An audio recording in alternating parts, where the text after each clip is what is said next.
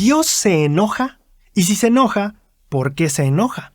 La respuesta a la primera pregunta es un sí. La respuesta a la segunda pregunta la encontramos en Romanos 1, 16 al 18, después de lo que es quizá la escritura más conocida en todo el mundo cristiano.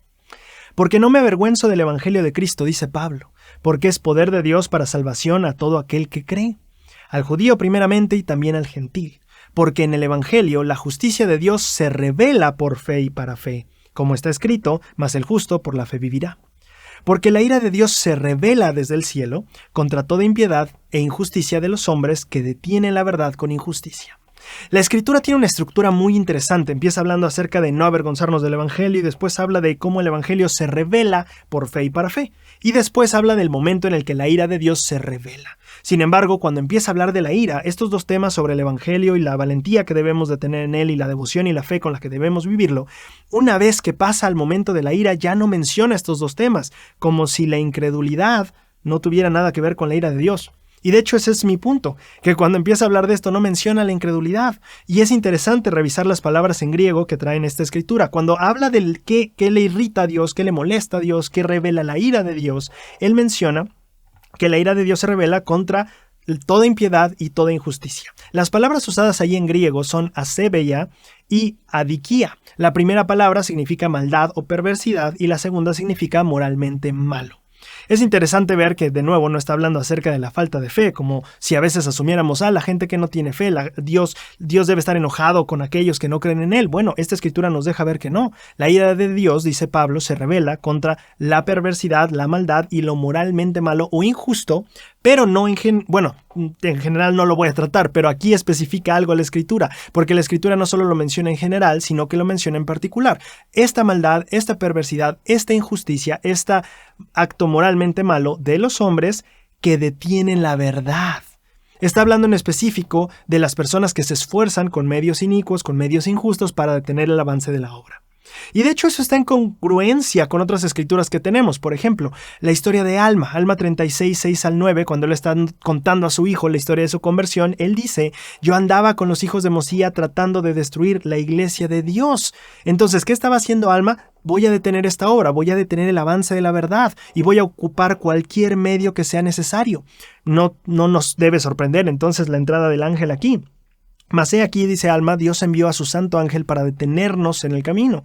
Y he aquí nos habló como con voz de trueno, y toda la tierra tembló bajo nuestros pies, y todos caímos al suelo porque el temor del Señor nos sobrevino. Mas he aquí la voz me dijo, levántate, y me levanté y me puse de pie, y vi al ángel. Y me dijo, a menos que tú por ti mismo quieras ser destruido, no trates más de destruir la iglesia de Dios. ¿Qué es lo que Alma estaba viendo aquí? Un ángel diciéndole, hey, si tú quieres ser destruido, cuidado porque vas en ese camino. No encontramos en todas las escrituras muchos ejemplos de un ángel viniendo a alguien y darle un mensaje tan claro y tan determinante de decir, si sigues ese camino serás destruido. Pero aquí está Alma, y tiene sentido que Alma esté recibiendo este mensaje angelical y con esta determinación porque él estaba justamente interrumpiendo el avance de la obra de Dios, ocupando cualquier medio posible para destruir esa iglesia. Pero esto no solo lo vemos aquí, también lo vemos, por ejemplo, cuando Jesucristo estaba en el templo y arma en Juan 2, 15 al 17, y arma este azote de cuerdas, dice la escritura, y echa a todos del templo con las ovejas y los bueyes, y desparramó las monedas de los cambistas, y volcó las mesas, y dijo a los que vendían las palomas, quitad esto de aquí, y no hagáis de la casa de mi padre casa de mercado. No hagáis cueva de ladrones. Y aquí vemos a Jesús tal vez en su momento más molesto en todas las escrituras. De nuevo, ¿qué estaba pasando? Había personas que estaban impidiendo el avance de la verdad en la forma de las ordenanzas del templo, en la forma de las bendiciones y revelación que la gente podría obtener en el templo, pero ellos lo habían convertido en un mercado. Contrasta a ese Jesús contra el Jesús que habló con Tomás. Digo, sí le dijo Tomás, incrédulo, ¿no? Le dijo pues a los discípulos, hemos visto al Señor. No es cierto, ¿dónde está la escritura? Aquí está, Dios mío, y Jesús le dijo en Juan 20, 29, porque me has visto, Tomás, has creído, bienaventurados los que no vieron y creyeron. Digo, no celebró la incredulidad de Tomás, pero no tuvo la actitud que tuvo en el templo, ¿cierto? Y esto es consistente con lo que Pablo nos está diciendo en Romanos. No necesariamente que hay gente que no cree en Dios, hay gente que rechaza a Dios y Dios está bien enojado con ellos, no. Dice Pablo, la ira de Dios se revela cuando las personas injustamente quieren detener el avance de la verdad. Y bueno, también cuando están ocupando su poder o influencia para destruir el propósito de la vida de las personas. En este sentido, pensando en lo que Dios quiere hacer y su obra, tiene que ver con el hombre existe y existe el hombre para que tenga gozo. Y esto tiene sentido con lo que decía el presidente Russell M. Nelson en la conferencia en octubre de 2022, El Salvador no tolerará el abuso ni el maltrato. Vemos estos límites del Señor, vemos estas cosas que no le agradan, vemos estas cosas con las que tiene cierta tolerancia y digo, no es que la incredulidad la festeje y le encante, pero si hay algo que le molesta y hace revelar su ira, como dice Pablo, no es la incredulidad, sino que algunos destruyan la verdad con maldad y perversidad. Pero aunque es ahí donde la ira de Dios se revela, no deberíamos asumir que nosotros, que no estamos haciendo eso, no tendríamos nada que cambiar. ¿Qué significa ser de Cristo? En su carta a los Romanos, en Romanos 1 al 6, Pablo dice, refiriéndose a las personas de la iglesia, entre los cuales estáis también vosotros, llamados a ser de Jesucristo. Esto suena muy bien, no solo ser cristianos, sino ser de Cristo. ¿Pero qué significa? Tal vez lo primero que venga a nuestra mente sea justamente, ser sus discípulos, es decir, ser sus ovejas, ser de su redil, y eso quiere decir escuchar su voz, reconocer su voz y seguir su voz, ¿no? Eso tiene muchísimo sentido. De hecho, el discipulado implica algunas cosas, algunos requisitos, como lo dice Predicad mi Evangelio en su versión anterior en el capítulo 6. La invitación de seguir a Cristo es una exhortación a seguir su ejemplo y llegar a ser como Él. De manera que empezamos a ver que el llegar a ser de Cristo tiene que ver con escuchar su voz, seguirlo, guardar sus mandamientos y empezar a parecernos lo mejor que se pueda a lo que Él es. Pero justo ahí viene este dilema que es interesante para mí, que diferencia el ser miembro de su iglesia versus el ser de Él.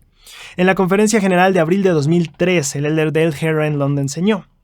El mandamiento de no tomar el nombre del Señor en vano puede significar no te identificarás como discípulo de Jesucristo a menos que te propongas a representarlo bien.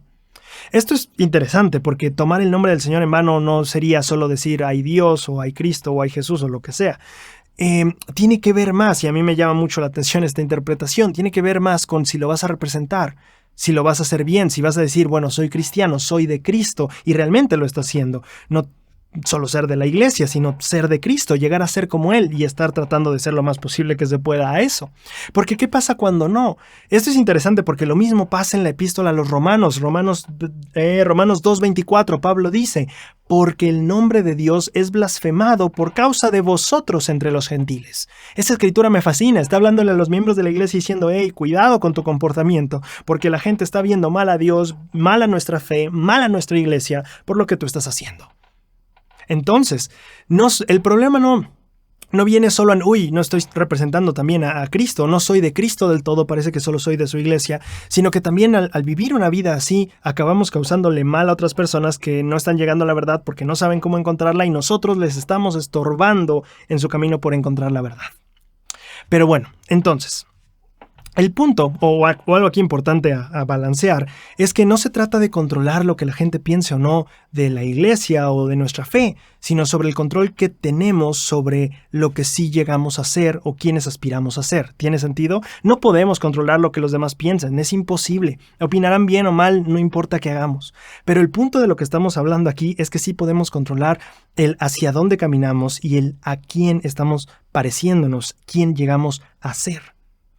En la misma carta a los Romanos 1:7 dice, a todos los que estáis en Roma, amados de Dios, llamados a ser santos.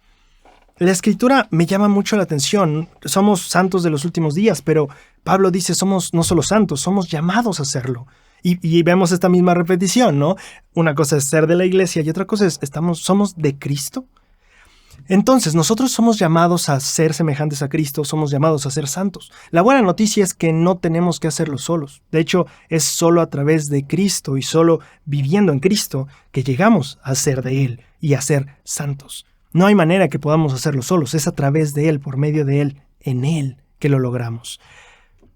Tal vez es justo ahí, cuando nosotros empezamos a vivir en Cristo, que nosotros nos volvemos de Cristo.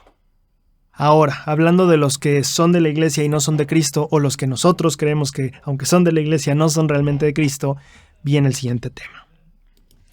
La relación entre el mundo cristiano y la comunidad LGBT no siempre ha sido la mejor, y en parte eso ha tenido que ver por la interpretación no tan acertada que se le ha dado a algunos pasajes bíblicos que mencionan el tema. Por ejemplo, Romanos 1:26, que ahora quiero escudriñar y estudiar lentamente contigo. Por esto Dios los entregó a pasiones vergonzosas, dice Pablo, pues aún sus mujeres cambiaron el uso natural por el que es contra la naturaleza. Del mismo modo, también los hombres, dejando el uso natural de la mujer, se encendieron con sus concupiscencias los unos con los otros, cometiendo actos vergonzosos, hombres con hombres, y recibiendo en sí mismos la retribución correspondiente a su extravío. Uno en el mundo cristiano regular ve esta escritura y dice, claro, está hablando de relaciones entre personas del mismo sexo. Y eso tiene su lado de verdad, pero también su lado de no del todo verdad, porque si no estudiamos la escritura en su contexto original, nos perderemos de parte de los detalles importantes de entender a lo que Pablo se refería con esto. Por ejemplo, claro, la escritura dice pasiones vergonzosas, habla de concupiscencias, sin embargo el inicio del versículo dice, por esto Dios los entregó. Entonces no está hablando de un acto que solo cometieron así, está hablando de algo a lo que Dios los entregó debido a otra cosa que había pasado. Es como cuando decimos, no sé, en las escrituras dice, ¿no? El rey David no escuchó la palabra de Dios, por eso Dios dejó de bendecirlo, Dios permitió que cayera en las manos de sus enemigos, o Dios causó lo que sea, por causa de esto otro. Entonces, esto parece no tanto ser un mal que están cometiendo por ellos mismos, sino más bien una consecuencia a los que Dios los entregó por otra cosa que había pasado. ¿Tiene sentido? El pasaje dice, por esto Dios los entregó. ¿Por qué? ¿Cuál es la razón? Si vamos al versículo anterior, versículo 25, los cuales, hablando de estas personas, cambiaron la verdad de Dios en mentira, adorando y sirviendo a las criaturas antes que al Creador, el que es bendito por los siglos. Amén. Ese es el versículo 25. Y entonces dice el 26, por lo tanto, Dios los entregó estas pasiones. Pero entonces no está hablando de la pasión por sí misma, está hablando de algo que causó esa pasión o estas concupiscencias. ¿Qué es lo que pasó anteriormente? La verdad de Dios convertida en mentira, adorando y sirviendo a criaturas antes que al Creador. Estamos hablando de idolatría. Y en este caso se parece mucho a lo que hemos visto anteriormente en el Antiguo Testamento en la Biblia, justamente con la palabra hieródulo, que estaba en la Biblia totalmente estaba mal traducida la palabra sodomita. En la mayoría del texto no debería decir sodomita, sino hieródulo, que se refería a personas que practicaban cierto tipo de transacción sexomonetaria de manera sagrada. Y eso era un hieródulo, y eso es lo que estaban hablando en muchos casos en el Antiguo Testamento. No estaba hablando de una persona con atracción a personas del mismo sexo, ni siquiera el acto mismo de relaciones entre personas del mismo sexo. Estaba hablando de personas que usaban ciertos rituales grupales o individuales como adoración, pero dentro del ámbito sexual. Eso era lo que estaba diciendo la Biblia. Y parece que estamos viendo lo mismo. Pablo está describiendo a personas que están dejando la verdad de Dios y están yendo a adorar animales. Y en ese proceso Dios los entrega estas otras cosas. Eso es lo que dice el pasaje. Ahora, claro, si nos vamos un poquito más atrás, nos vamos al 24, dice, bueno, por lo cual también Dios los entregó a la inmundicia en la lujuria de sus corazones, de modo que deshonraron entre sí sus cuerpos. Entonces sí estamos hablando de una deshonra de los cuerpos de estas personas, estamos hablando de lujuria, es evidente la connotación. Sí, pero de nuevo, vemos al inicio del versículo, por lo cual, de modo que esto nuevamente parece más una consecuencia que el problema original.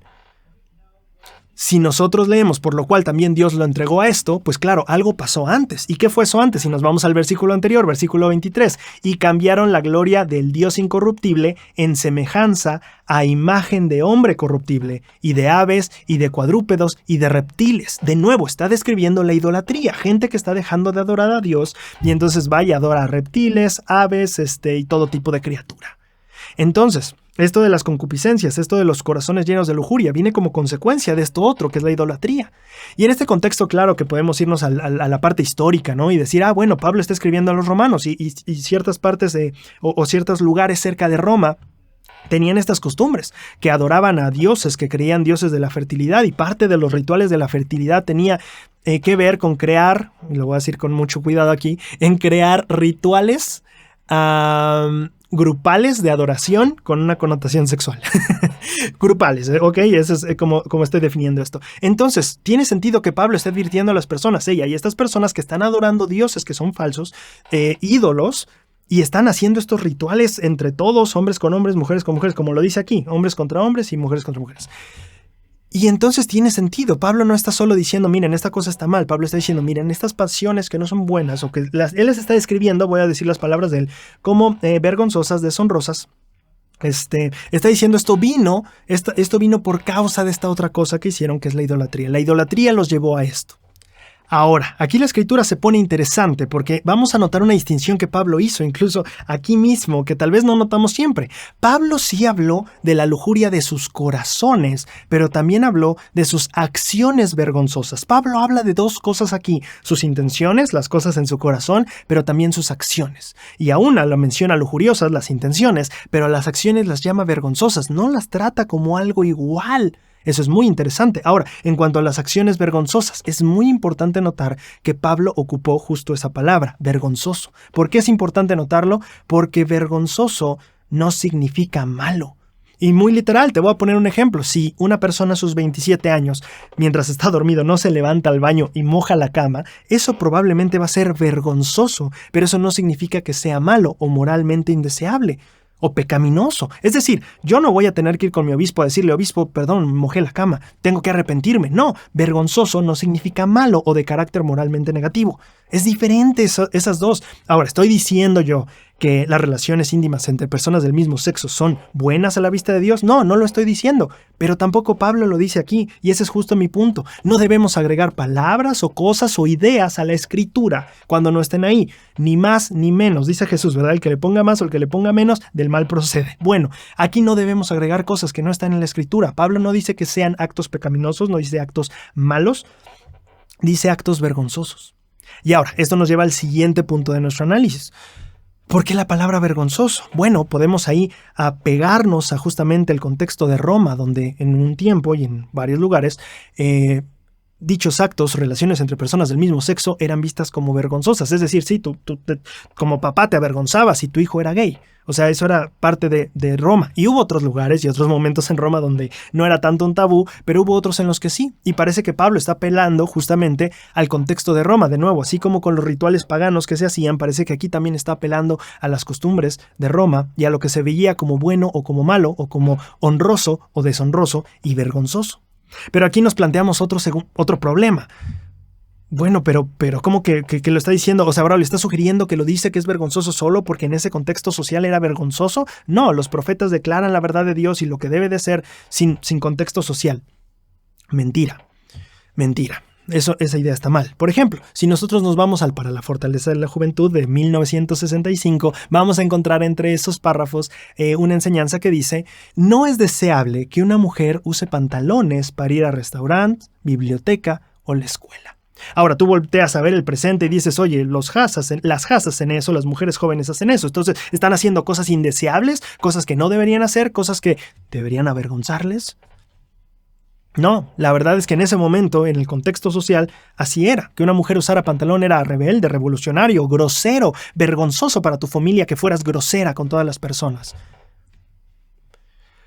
¿Esto quiere decir que las normas cambian o que las normas de Dios cambian? Voy a cambiar esa palabra. No, los mandamientos de Dios no cambian. Lo que sí debemos de entender es que, como dicen los artículos de fe, creemos en ser buenos ciudadanos. Y ser buenos ciudadanos significa no solo respetar la ley, sino también la cultura. Si aquí es grosero rascarse la cabeza, pues no me la rasco por respeto, por más de que no sea malo. Respeto la cultura y las leyes, eso me hace buen ciudadano. Y los profetas no solo van a decirnos las leyes de Dios, también van a decirnos cosas que nos lleven a ser buenos ciudadanos. Y eso implica respetar la ley y la cultura. Como lo dijo el Elder Uchtdorf apenas cuando cambiaron lo para la fortaleza de la juventud. Él dijo eso. Hay cosas que las culturas son tan amplias que no podemos especificar todo. Hay simplemente cosas que van a ser diferentes en cada lado. Escucha eso. La razón por la que para la fortaleza de la juventud cambió tenía que ver porque ciertas cosas se aplicaban y no aplicaban en otros lugares. Cosas sociales, que en ese contexto podrían ser buenas, en ese contexto podrían verse como malas, en este contexto podrían ser honrosas y en este otro podrían ser vergonzosas. Ahora, entonces, pienso yo que ese momento, esa escritura que dice vergonzoso, tuvo que ver con el contexto social de ese momento y no con nuestro presente. Sí, de hecho sí, lo pienso por las cosas que ya dije, pero también porque de hecho la vergüenza no es un principio del Evangelio de Cristo. Es decir, el arrepentimiento incluye que nosotros sintamos pesar, pero el pesar es muy diferente a la vergüenza. El pesar nos remueve algo que nos lleva a cambiar, a querer hacer algo. La vergüenza nos hace hacer pasos para atrás, nos hace escondernos. Piensa en la última vez que tuviste vergüenza. ¿Qué querías? Que nadie se enterara, que nadie supiera. Y escondiste lo más profundo que pudiste eso que te daba vergüenza. Justo eso no quieres que pase. Vamos, si yo cometí un pecado, lo que menos queremos es que me aleje de mi obispo, que me esconda de mis líderes, que me aleje de la iglesia, que me esconda de mi familia. No es eso lo que busca el Evangelio. El Evangelio busca todo lo contrario, que todos estos alrededor tuyo, tus líderes, tu obispo, tus amigos, la iglesia, sean una red de apoyo para llevarte hacia adelante. No algo de lo que te sueltes para esconderte. Y eso es lo que causa la vergüenza. Piensa en quién dijo: ahí viene Dios, escóndete, estás desnudo. ¿Quién dijo escóndete? La vergüenza no es de Dios. El sentir pesar lo es, y eso es lo que nos lleva a Cristo y a cambiar. ¿A qué quiero llevar todo esto? Mi punto. ¿Cuál es realmente mi punto al hacer toda esta clarificación o toda esta mención de esta escritura? Mi único punto es que entendamos el qué podemos hacer y qué no podemos hacer con la escritura. Y para mí, la manera de aclararlo mejor que todo es leyendo 2 de Timoteo 3:16 al 17. Toda escritura es inspirada por Dios, útil para enseñar, para reprender, para corregir, para instruir en justicia, a fin de que el hombre de Dios sea perfecto, enteramente instruido para toda buena obra. La Escritura dice que las Escrituras sirven para enseñar, para reprender, para corregir, para instruir. No dice que sirvan para humillar, para denigrar, para menospreciar y mucho menos para avergonzar. Y ese es el punto al que voy. Creo que debemos ser muy cuidadosos con cómo ocupamos las Escrituras. No son para hacer menos a la gente. Ojo, dice aquí, Braulio, dice para reprender y para corregir. Por supuesto que sí. Pero corregir y reprender no es avergonzar ni humillar, no es lo mismo. He recibido reprensiones, he sido reprendido, he sido corregido, sí, y no he tenido que sentirme humillado ni avergonzado. Y en otras cosas, o en otros asuntos, o en otros momentos me he sentido avergonzado y humillado y para nada corregido ni elevado. Mi punto aquí es cómo usamos las Escrituras, cómo entender que no son armas para hacer menos a la gente o para dañarlas, sino para buscar elevarlas y traerlas más a Dios. Quizás, cuando todos entendamos que las Escrituras no son para menospreciar, para denigrar, para humillar, ni para avergonzar, sino para elevar, para ministrar, para servir, para edificar y para traer a Cristo, tal vez ese día la relación entre el mundo cristiano y la comunidad LGBT mejore. Ahora, yendo a un tema un poco más espiritual. La epístola de los Romanos nos da tal vez la mejor lección y explicación sobre la gracia de Dios. Romanos 2:25, porque la circuncisión en verdad aprovecha, si guardáis la ley, pero si eres transgresor de la ley, tu circuncisión viene a ser incircuncisión. Ahora, esto claramente es figurativo, no quiere decir que si dejas de guardar los mandamientos te descircuncidas. Pero lo que pasa aquí, o lo que Pablo está diciendo y me llama la atención, es que sí hay cierto provecho en la circuncisión. En este momento en el que las personas estaban debatiendo entre si sí importa, si no importa, Pablo dice sí aprovecha. No dice es necesario, pero sí dice aprovecha, es decir, claro que es mejor si es que guardas la ley. Sí es mejor. Necesario no, pero sí mejor. Y ahí es donde partimos nosotros en nuestro análisis. Porque muchas veces en nuestra vida, al vivir cosas y mandamientos y tal vez poner metas personales, normas personales, de repente es como de, ok, todos vivimos este tipo de mandamientos o este tipo de cosas, pero hay cosas que yo hago extra, que yo hago mejor o que yo me he puesto metas y he logrado más. Y tal vez llegamos a decir, bueno, es que me ha aprovechado bastante. Y en ese me aprovecha, acabamos sintiéndonos un poco mejor que los demás. Por ejemplo, Romanos 3:9, justamente hablando de la circuncisión, Pablo dice, ¿qué pues somos mejores que ellos? De ninguna manera, porque ya hemos comprobado que tanto judíos como gentiles, todos están bajo pecado. Me encanta que Pablo en una parte de la epístola les dice, claro, sí, la circuncisión aprovecha, claro que sí es bueno, y si tú te pones metas, y si tú hiciste eso otro, y si fuiste al templo más que esa persona, y si hiciste más visitas que esa persona, claro que aprovecha, claro que es bueno, sí. ¿Somos mejor que ellos? No. Y me encanta esa visión que Pablo les da en estos tempranos inicios de la iglesia cristiana primitiva, diciendo como cuidado, si hay cosas que aprovechan y que si las hiciste, qué bueno, de verdad, qué bueno, sí te aprovecha, sí es bueno. Pero ojo con creer que eso te hace mejor. Ahora, hay otra trampa dentro de este mismo pensamiento, que es justamente el que ya tiene que ver con la gracia. Para esto quiero citar al presidente Uchtdorf en su mensaje El don de la gracia. Dieter F. Uchtdorf. No podemos comprar la salvación con las monedas de la obediencia. Es la sangre del Hijo de Dios lo que la compra.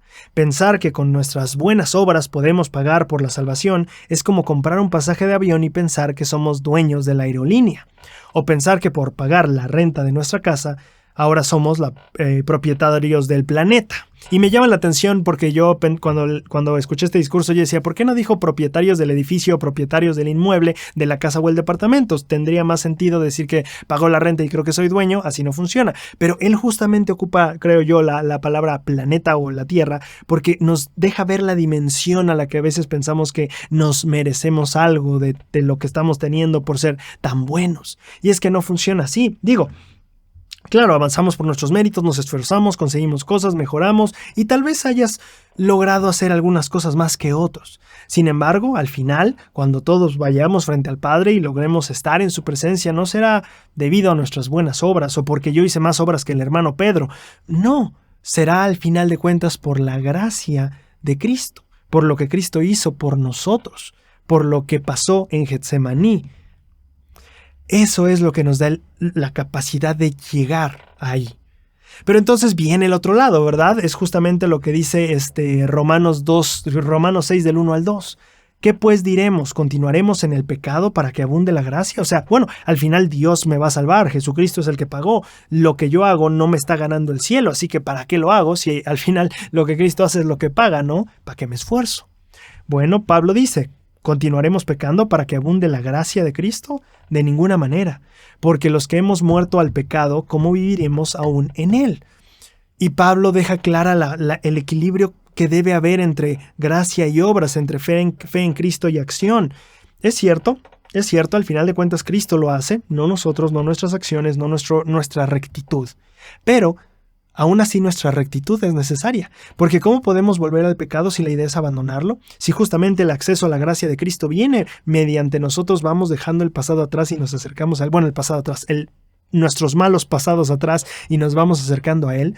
Entonces la rectitud, si bien no es lo que paga, sí es un requisito. Haz de cuenta como si fueras a un lugar, a un parque de diversiones donde fuera un requisito usar pantalones azules. Digo, tú vas a pagar tu boleto, eso es lo que paga tu entrada, pero hay ciertos requisitos que también tienes que tener para entrar, no solo el pago. Y eso es justo lo que, como podemos entender un poco la gracia. Cristo hace el pago, Él lo paga, no nosotros, pero hay ciertos requisitos que nosotros necesitamos para entrar a las bodas del Cordero, ¿no?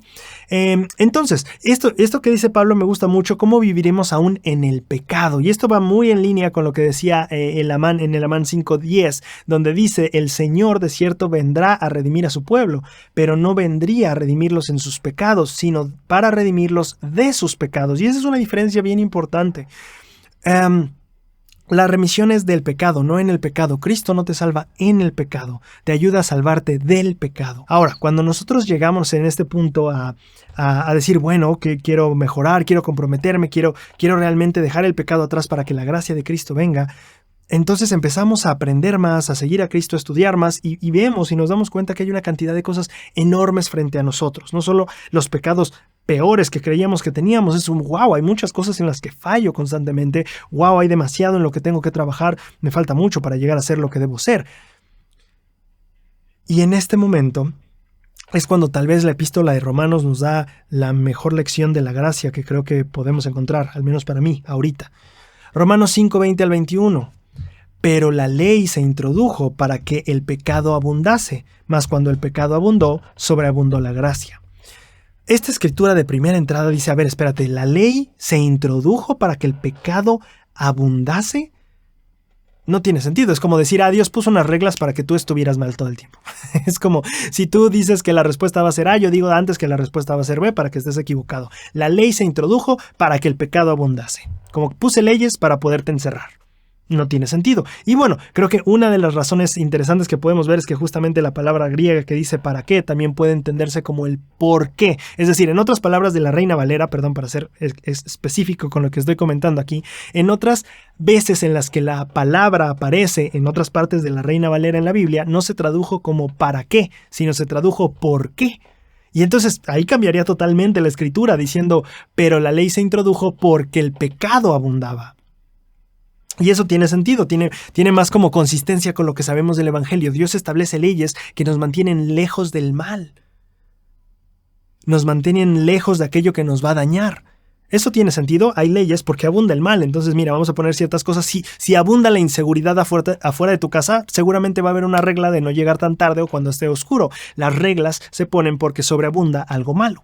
Ahora, aunque esta puede ser una muy buena interpretación de la Escritura, no quita el hecho de que al aprender más de la ley nos sentimos más pequeños. Mientras más aprendemos de lo que se espera, nos sentimos menos capaces de llegar a hacer eso. Simplemente sentimos que Cristo, su perfección y su persona están demasiado lejos. Es ahí donde la Escritura cobra sentido. Pero la ley se introdujo para que el pecado abundase. O, también como lo estoy aprendiendo, o sé que sucede con todos nosotros, cuando se aprende la ley se siente que sobreabundamos en pecado y que todo es imperfección. ¿Qué dice Pablo? Mas cuando el pecado abundó, cuando nos dimos cuenta de que abundamos en maldad, sobreabundó la gracia. Para que así como el pecado reinó para muerte, así también la gracia reine por la justicia para vida eterna por medio de Jesucristo, nuestro Señor. Es en ese momento en el que nosotros vemos nuestro pilar y edificio gigantesco de imperfecciones, donde debemos de entender que es ahí, justo ahí, cuando por la ley vemos que somos tan imperfectos que sobreabunda la gracia. Y gracia para que lleguemos a vida eterna por medio de Cristo. En conclusión, no debemos desanimarnos.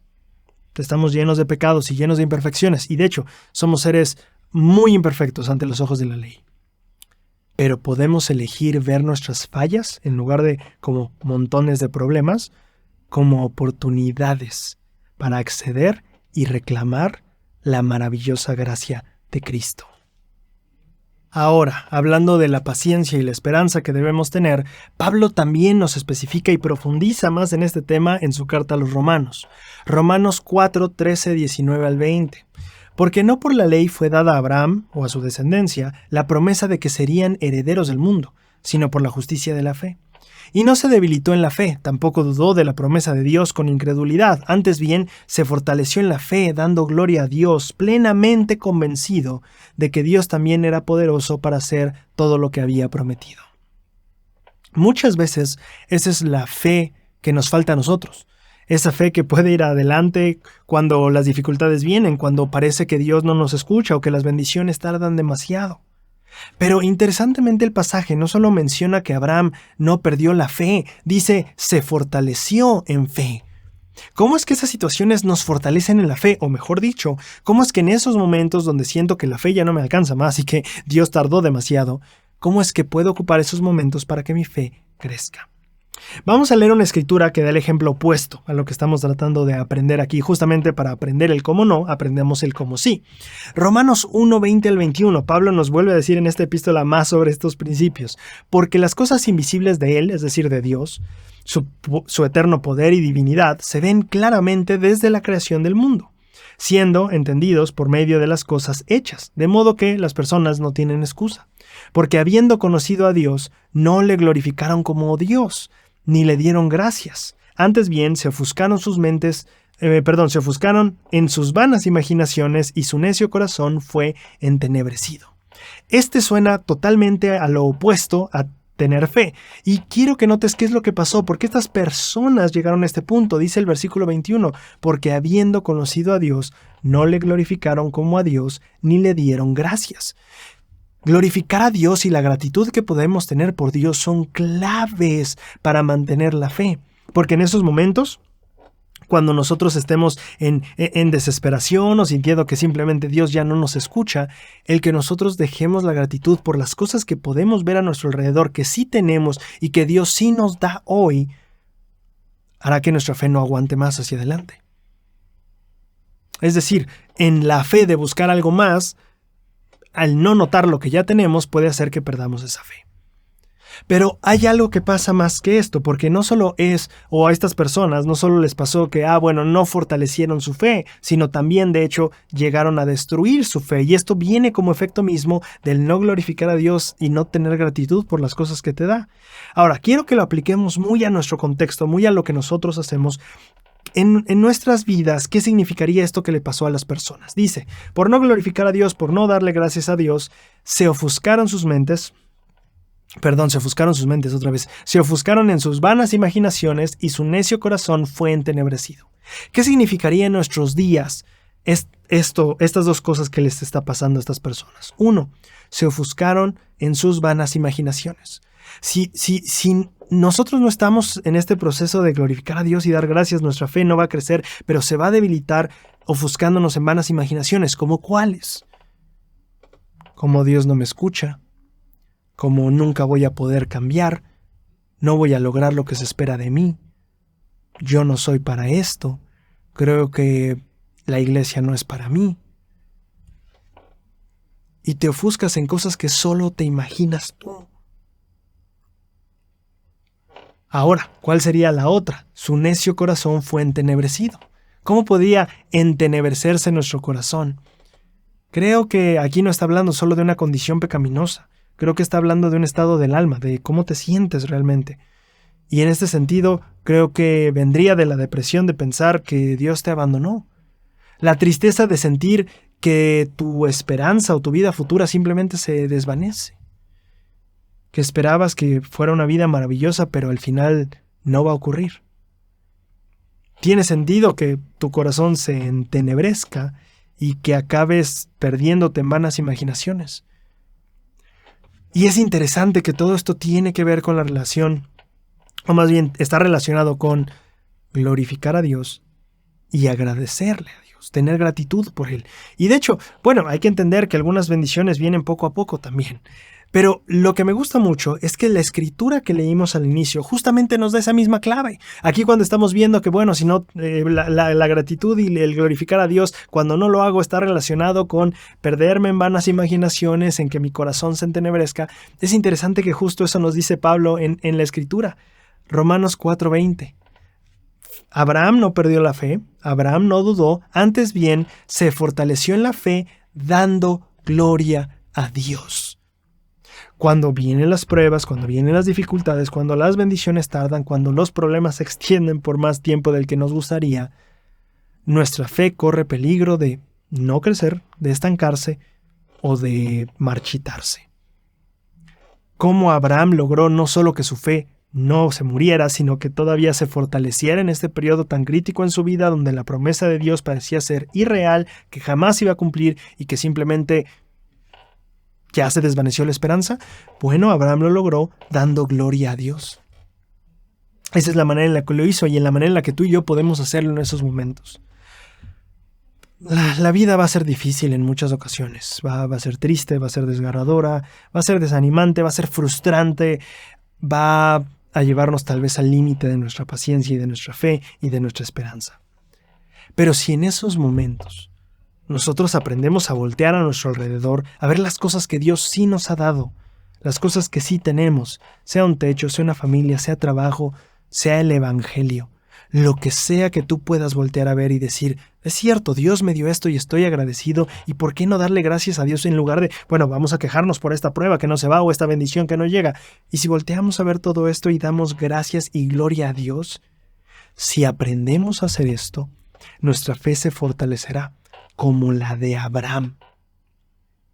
Llegaremos a ser semejantes a Él si nosotros aprendemos que este es un camino que va paso a paso y nuestro papel es dar esos pasos poco a poco, ver las bendiciones venir a su tiempo, pero sobre todo voltear alrededor de esta caminata llamada vida terrenal y disfrutar de las maravillosas cosas que Dios sí nos ha dado.